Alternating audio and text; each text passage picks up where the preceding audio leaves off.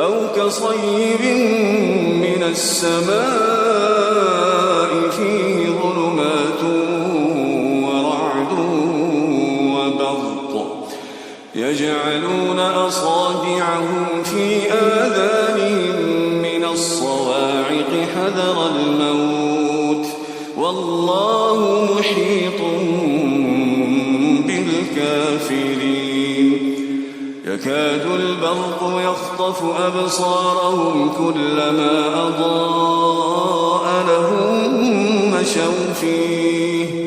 وإذا أظلم عليهم قاموا ولو شاء الله لذهب بسمعهم وأبصارهم